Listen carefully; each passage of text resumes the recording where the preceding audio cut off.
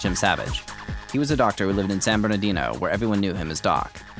Uncle Jim attended Stanford University in Northern California during the 1930s. While he was there, he met and married his wife, Barbara Steinbeck, my grandmother's sister. Doc graduated from Stanford Medical School in 1939 and had 3 children. In 1942, Jim joined the U.S. Army Air Corps as a doctor with a reconnaissance squadron that was shipping out to Europe. Doc would not see his family again until 1947. What's unusual about Doc's wartime experience was that he shot some 90 minutes of personal World War II footage with his own 16mm film camera. Mailing the movies home to his family, he wouldn't be able to see his own work until the war was over. Each exposed roll was shipped to the United States, where it was developed and checked by the censors. After the war, Doc would project his films for family and visitors to his San Bernardino home. But most of the time, the 100-foot loads were simply stored in a hall closet. In 2005, Jim died at the age of 91, and I transferred his footage to modern digital media. During this process, I couldn't help but wonder, if anyone in these films could be found and shown pictures of themselves from another era, what would their reaction be? How do you feel when your past sends you a message in a bottle, or a carrier pigeon arrives after a 63-year delay? I ran many searches on the internet for the 14th Photo Reconnaissance Squadron without success. Then one day, I happened on a site that listed serial numbers for everything used in World War II, and it hit me. The answer had been in front of me all along, but I'd somehow missed it. This was an airbase. And there were numbers everywhere. Doc took a lot of footage, but the highlight of it all is one special moment. A fighter in trouble makes a crash landing on a grass field. My great-uncle must have known ahead of time because he was in place with his camera to capture the action. The plane makes a risky wheels-up landing. Immediately, the camera cuts to a man who looks shaken, smoking a cigarette and smirking. Could this be the pilot? And the plane is a Spitfire, the most famous English plane of the war. Was the pilot American or British? The plane has US markings. Did Americans use British fighters in World War II? I froze the image and pulled the number off the tail. I entered it in Google. Instantly, I was directed to a list of World War II flight accidents, and there, in the middle of the page, was everything. The date of the crash, the name of the base, and most importantly, the pilot's name. I looked the man up and sent him a letter. I included 2 stills I pulled from the film and told him I was making a documentary. 2 weeks later, I got a reply. Dear Mr. Lorton, the person in the photo with the cigarette is yours truly. Someone gave it to me and I didn't even smoke. I had just returned from a mission behind the Ruhr. Many people do not believe that Americans flew unarmed, long-range Spitfires. I flew 51 missions to Berlin, Munich, buzz-bomb sites, airfields, etc. I would be happy to work with you on your proposed documentary.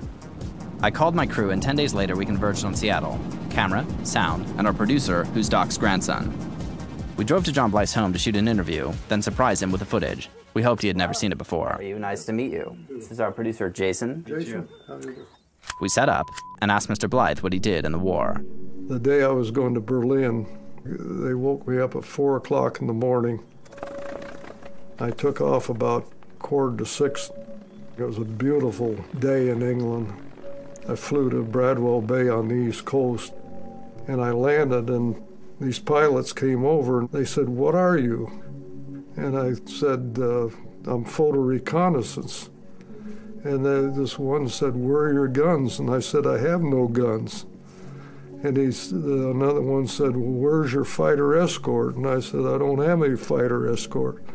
And they said, "Well, where are you going?" And I said, "Germany." I heard someone mumble, "I wouldn't even go over there with 8 other people." I had signed up for a program called Flying Sergeant, where young men 18 years of age with just a high school education could get flight training. I graduated in July of 1942. They sent us to Colorado Springs. When I got there, they said we're going to get F-5s, which was P-38s converted for photo reconnaissance. Most people didn't even know what reconnaissance was. I'd never even heard of it. We headed out to Europe at the end of May of 1943 to Mount Farm, which was 8 miles outside of Oxford. I had problems with the F-5. The 15 missions I flew in them, flying at altitude, the aircraft didn't handle as well as it should. We were having a lot of problems with them, with engine troubles. The turbo supercharger regulator in the cold of Europe, it would freeze, which could blow up your turbo supercharger. So twice I got down to 1 engine on 2 missions. The British weren't having as much trouble, and they were flying Spitfires and Mosquitoes from the next base. I'd really wanted to fly a Spitfire ever since I was in high school. When I was in high school, it was the Battle of Britain, and that's when the Spitfire was the rage. I'd read about them ever since it was first developed. General Eaker and Air Marshal Peck played bridge together, and they decided that we should get Spitfires. The range on the Spitfire was as good or better than the F-5. You had better roll rate, you had better rate of climb. We didn't need any special training. I just started flying it.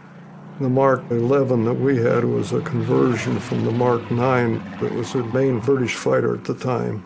They took out the guns and put in leading-edge gas tanks. And we had two 36-inch focal-length cameras mounted in back of us. A Spitfire was painted blue. It was called PRU blue, which is Photo Reconnaissance Unit blue, and that was supposed to blend in better with the sky. I always flew unarmed and alone. Photographing the target, I'd come to the right of it, pull the nose around until I'd level out, and then I'd turn on the cameras and make a run across the target. And I'd usually make 3 or 4 runs across one target. If I was going to a certain target, I'd play like I was going by it, and if you went by the target, came around in back of them, a lot of times they wouldn't even fire at you. But I went all the way down the Ruhr, and they fired at me all the way down. I had them popping off my wings and everything else. All you do is just keep flying, keep your heading, and try to ignore it. When it bursts, it's just a dirty black ball going off. People say, well, I saw 16 rounds or something. I don't know how you can tell that you saw 16 rounds. In fact, you're paying attention to something that you should be thinking about something else instead of counting shells, because when you're making a mapping run, you just keep flying. We had a Williamson printer that would print thousands of them in no time at all, because we took 5 million pictures, just our outfit. I figured that my dance card wasn't filled until I went to Berlin. I took off and it was beautiful. Immediately I got over the North Sea and I started climbing about 30,000 feet. And I had 8 targets in Berlin. And so I started taking pictures, and I noticed that one camera, the light wasn't working on it, and I didn't know whether the camera was out or whether it was actually working, so I figured I had to make another run to make sure that I got the targets. So I made about 3 or 4 runs over each target, which took quite a while. I think I figured it was half an hour over Berlin. I could see fires burning everywhere because the B-17s had raided just before I got there. I flew back to the base and I really felt bad about it, because I thought, here I went all that way, spent half an hour, and I might not have gotten a picture. And so I went up to the mess hall, and this captain came up about an hour later. He said, we got the film back. He said, you got everything on one camera, so you covered all the targets. Yeah, I've had even fighter pilots call me a liar that I couldn't go to Berlin in a Spitfire. In fact, I almost got a fight one night over Moses Lake over that, because they said Spitfires didn't go that far. But I got the Distinguished Flying Cross. The 2 pictures I sent you, we have Spitfire PA 944 crashed, and then there was a picture of you, and I didn't know if it was you or not. It was just in the collection with that one. What happened that day? Well, I was during the highway behind the Ruhr, behind the Moner-netted dams. My headset cord got caught, and on the side we had an emergency down system for the landing gear, and it was a CO2 bottle. And all it had was an upright handle on it. What happened, my headset got caught in it, and when I tugged on my headset, it set off the CO2 bottle, which locked the gear up. And so I flew around for about an hour. I'd fly upside down and everything and work trying to get it down. In fact, I even took the crowbar that's in the door and put it in the handle, and they figure I stretched the cable to the landing gear by about an inch from pulling on the down. And finally, I was running so low on fuel, they told me where to land on the grass. I just was hoping I didn't cartwheel or anything. And our flight surgeon was taking a movie of it, and he thought I was just practicing and I was going to come in and take another pass at it and land, and luckily he had his camera on, and he got the whole thing on the... Do you have that? No, he has it. Have you ever seen it? Well, no. And he's dead now probably because he was older. Okay, well, let's show you the slides that we have. Let me fire this up. Now, what are these of? Okay, now we have about a minute of film we think is from your base.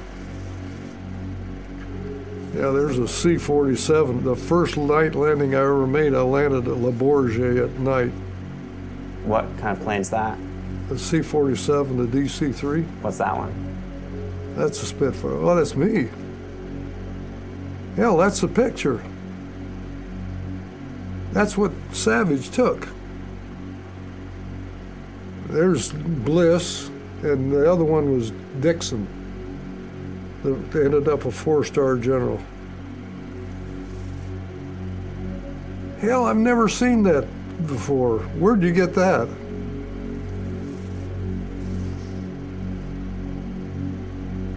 That's a wooden prop, you know. Wooden? Yep.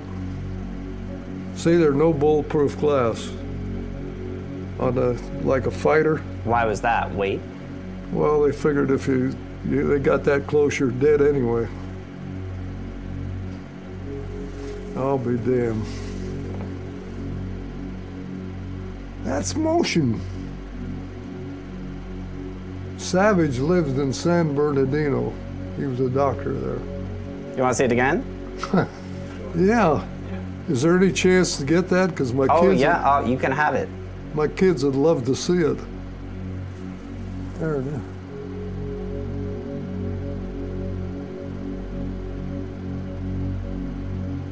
I'll be damned. Get that cigarette out of your mouth. Yeah, hell, it flew that thing as soon as they put a prop on it, the radiators. Did you say you have a piece of the prop of that? Yeah, I had it. Where'd they... Oh, here it is. That's amazing that you have that. And you just keep it in your closet there? Okay, so you said you knew the doctor had been filming this. How did you know that? He told me. Yeah, he was our flight surgeon, Jim Savage. Well, the reason we have these photos is we're related to Jim Savage.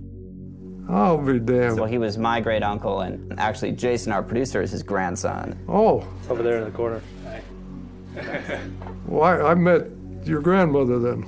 Oh, yeah? In Palo Alto. She was living in Palo Alto, and I stopped in to see her after I came back.